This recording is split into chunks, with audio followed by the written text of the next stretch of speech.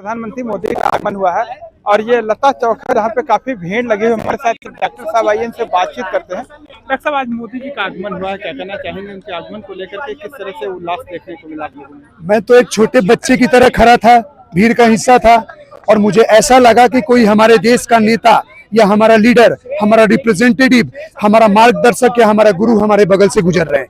तो मैंने अपने आंखों से बहुत करीब से देखा और बहुत गौरवान्वित महसूस हुआ कि जिस प्रधानमंत्री के आगे पूरा दुनिया नतमस्तक होता है, जो ग्रीट करता है, तो आज वो हमारे आंख के सामने है और वो हमारे देश के पूज्य प्रधानमंत्री है। तो ये मेरे लिए गर्व और सुनहरा पल था। 22 तारीख को राम मंदिर का उद्घाटन होने जा रहा है, तो इसको लेकर के किस तरह से उत्साह दिख रहा है? उत्साह बहुत दिख रहा है। अब उत्साह का कारण अब इस बात से पता करो कि आज हम महीने भर पहले यहाँ पे आ रखे हैं।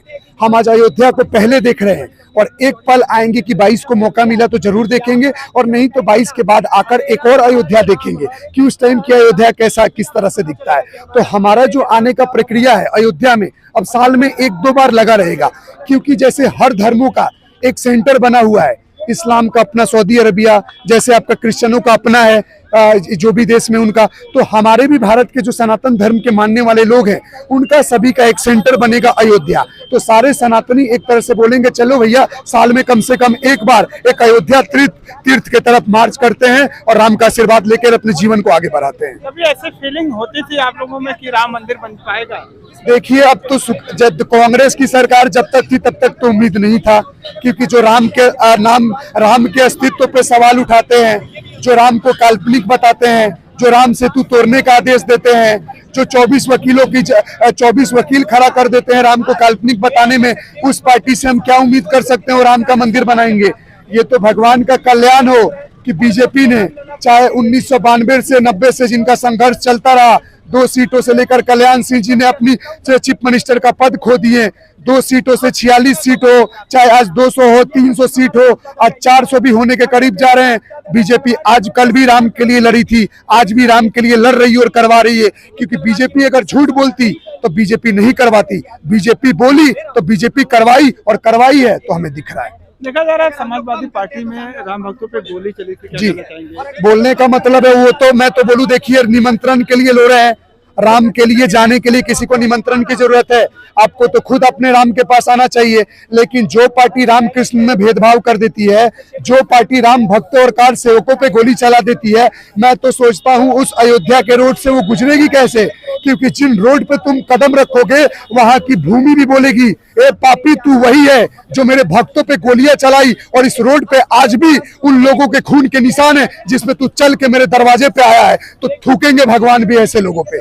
देखा जा रहा है बहुत सारे लोगों से आज ऐसे सुनने में आ रहा है कि मोदी जी ने कहा कि 22 तारीख को कम लोग आइए, तो क्या मामला? मामला ये है कि 22 तारीख को, क्योंकि अयोध्या भी डेवलप कर रहा है, अयोध्या में जो कार्य अभी स्टार्ट हो चुका है होने को, तो ज्यादा लोग आएंगे तो पब्लिक रश क्रिएट होगा, भीड़ भाड़ में कोई दब ना जाए, किसी के साथ कोई इंसिडेंट ना हो जाए।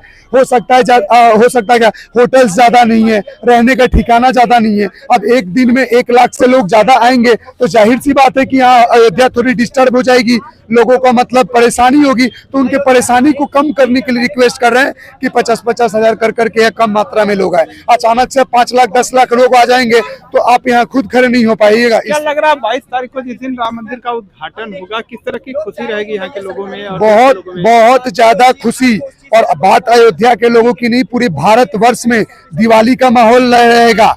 और बात 492 साल बाद का एक इतिहास दोहराया जब हमारे रामलला सही में प्रस्थापित हो रहे हैं मंदिर के गर्भगृह में। तो बोलने का मतलब है इससे बड़ी दिवाली तो नहीं हो सकती। और लोगों के अंदर, मैं बता रहा हूँ ना, आपको उस दिन का 22 दिसंबर का आंसर उसी दिन आपको मिल जाएगा जब पूरा देश जगमगा उठेगा राम के नाम से। यही बोल। तो आप लोगों में किस तरह का उत्साह है और इस दिवाली कैसे मनाएंगे? और दिवाली कैसे मनाएंगे? अगर मान लो कल तक मैं 10,000 के पटाखे फोड़ा तो इस बार 50,000 के फोड़ूंगा। कल तक मैं जितना भी खर्चा किया उसके 4-5 गुना ज्यादा खर्च करूंगा। क्यों? क्योंकि 500 डिकेड बाद हमारे राम जी आ रहे हैं। जो असली दिवाली मनाई जाएगी पूरे भारतवर्ष में, तो बहुत प्रसन्नता, हर्ष और उल्लास का माहौल है, जिसको भारत तो छोड़ो, चाहे गुजरात से लेकर नॉर्थ ईस्ट का आसाम हो, मणिपुर हो, मेघालय हो, चाहे जम्मू कश्मीर से लेकर कन्याकुमारी, तमिलनाडु, कोई भी जगह हो, हर जगह एक ही माहौल रहेगा और वो आपको टीवी और न्यूज के माध्यम से आपको दिखेगा। मोदी जी ने जो आज यहाँ पे दो बड़ी सौगात दी है, रेलवे स्टेशन और इंटरनेशनल, उससे कितना लोगों को लाभ मिलेगा? क्यों 240 करोड़ का इन्वेस्टमेंट कराया उन्होंने, कितने यात्री आएंगे?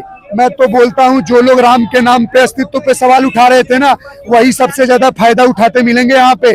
जो ही ठेला वाले, रिक्शा वाले, फल वाले, फूल वाले, मिठाई वाले, सब कमाते मिलेंगे। दूसरी बात, रेलवे स्टेशन एकदम हाईटेक मॉडर्न तरीके में किया गया है, जैसे दिल्ली की मेट्रो होती है उससे भी बढ़िया किया गया है। इंटरनेशनल एयरपोर्ट्स होंगी, विदेशों से लोग आएंगे, डोमेस्टिक एयरलाइंस भी उस पर लैंड करेगी। क्यों? क्योंकि आने वाली टाइम को देख रहे हैं कि अयोध्या जैसे हर धर्मों का एक केंद्र है, तो हिंदुओं का एक केंद्र अयोध्या रहेगा, और इतना भीड़ होगा कि इन सब की चीजों के कारण यहाँ बहुत डेवलपमेंट होगा। मैं तो बोल रहा हूँ कि अयोध्या साल भर में लाख लाख करोड़ कमाएगी, लाख लाख करोड़ कमाएगी। जैसा आपने बताया कि अखिलेश जी जो है यहाँ आने के लिए निमंत्रण मांग रहे थे, तो उनको निमंत्रण की क्या आवश्यकता थी? हाँ तो बोलो आप अपने आप, अरे मैं वही बोल रहा हूँ ना, जो कृष्ण राम को अलग मान लेते हैं, आप अपने भगवानों के पास जाने के लिए सोचोगे। निमंत्रण तो इनको भी गया है, सोनिया गांधी जी को भी गया है, या आपका मल्लिकार्जुन खड़गे जी को भी गया है, ममता बनर्जी को भी गया है, कम्युनिस्ट पार्टी ऑफ इंडिया को भी गया है। तो बोलने का मतलब इन चारों जितने संगठन है सबको गया है, और आप उसके बावजूद भी आप डिनाई कर रहे हो कि आप नहीं आओगे, तो आप सोच रहे हो इनकी किस तरह के विचारधारा है। आप 22 तारीख को रामलला का प्राण प्रतिष्ठा होने वाला है और 14 तारीख को आप न्याय यात्रा निकाल रहे हो। पहले आपने भारत जोड़ो यात्रा निकाला, मुझे तो समझ में नहीं आता कौन सा भारत जुड़ा था, टूटा था, जिसको जोड़ने निकले हो। जिनके बाप दादाओं ने धर्म के आधार पर भारत को तोड़ दिया, वो भारत को जोड़ने निकले हैं। अभी देखा जा रहा है कई राज्यों में लोकसभा विधानसभा चुनाव हुए हैं और लोगों ने तमाम जो गाथा गा रहे थे समाजवादी पार्टी की आएगी, तमाम लोगों ने मिलकर के बनाया है, तो ये जो लोगों ने मिलकर इंडिया अलायंस बनाया, इसका कुछ फायदा निकल पाएगा? कुछ नहीं निकलेगा। इतना बड़ा इंडिया अलायंस का बना हुआ था, इंडिया नहीं है, इंडिया अलायंस है। दूसरी बात, अखिलेश यादव बोले जा रहे हैं राहुल गांधी के पार्टी को वोट मत देना, M.K. स्टालिन कुछ और बोलता है, ममता बनर्जी के पार्टी के TMC के लोग कुछ और बोलते हैं, स्वामी प्रसाद मौर्य कुछ और बोलते हैं, और इंडिया अलायंस होकर जब अपने कल्चरल रूट का सम्मान नहीं कर सकते, अपने धर्म के लिए स्टैंड नहीं कर सकते, और बाद में दिखाते हो आप इंडिया अलायंस, काहे का इंडिया अलायंस दिखाओ ना। जब एक दूसरे पे उंगली उठाते हो तो क्या आपके भगवान नहीं है? क्या राम कृष्ण का अपमान करके आप इस देश में ये समझ रहे हो कि मोदी और अमित शाह का अपमान कर रहे हो? नहीं कि ये लोग सिर्फ नाम के लिए पार्टियों को जोड़ लिए हैं, लोगों को लगाने के लिए, और इनका कोई मतलब नहीं है। जब तक इनका एजेंडा रहेगा मोदी हटाओ, तब तक ये कभी नहीं जीत सकते। मोदी को क्यों हटाओ ये बताओ? मोदी के काम का विरोध करो, नीतियों का विरोध करो, किसी पद और प्रतिष्ठा का अपमान मत करो। वाइस प्रेसिडेंट का मजाक आप लोग उड़ाते हो, प्रधानमंत्री को पनौती चोर आप लोग बोलते हो। क्या उस पद का कोई गरिमा मान नहीं है? और आप चाहते हो कि हम अपने प्राइम मिनिस्टर और उपराष्ट्रपति का अपमान सहें? आपको लतेर मार मार के फेंके जा रहे हैं ना, जैसे बाकी स्टेट हार रहे हो, तो वैसे ही आगे भी हारते जाओगे और आने वाले वक्त में सिंगल डिजिट में आ जाएंगे। अभी हमारे साथ डॉक्टर साहब जुड़े हुए थे, क्या नाम था आपका? जी डॉक्टर प्रकाश गाजियाबाद। डॉक्टर प्रकाश गाजियाबाद, इन्होंने बताया कि इंडिया अलायंस जो बनाया गया है कोई मतलब नहीं है। बहरहाल इन्होंने अयोध्या को काफी अच्छा बताया और मोदी की काफी गाथा गाई है। अब आने वाले 22 तारीख को ही पता चलेगा कि यहाँ कितने लोगों का आगमन होगा। बहरहाल लोगों में काफी उत्साह है और इन्होंने बताया कि करीब 50,000 से ऊपर के पटाखे फोड़ेंगे, तो दीपावली सा माहौल रहेगा 22 जनवरी को, जिस दिन राम की प्रतिष्ठा की जाएगी। उस दिन यहाँ लोगों की काफी भीड़ होगी। हालांकि मोदी जी ने इसको लेकर के यहाँ पे लोगों को कम से कम आने को आश्वस्त किया है, क्योंकि उस दिन भीड़ अधिक हो सकती है, जिससे लोगों को परेशानियां होंगी। और देखा जा रहा है कि कोरोना काल में कुछ जगहों पे कोरोना भी मिले हैं, इसको लेकर के लोग परेशान हैं। तो कहीं ना कहीं मोदी ने लोगों से आह्वान किया है कि राम के प्राण प्रतिष्ठा के दिन कम से कम लोग आए, जिससे यहाँ पे आसानी से काम किया जा सके। ब्रेकिंग न्यूज के लिए शैलेंद्र मणि त्रिपाठी।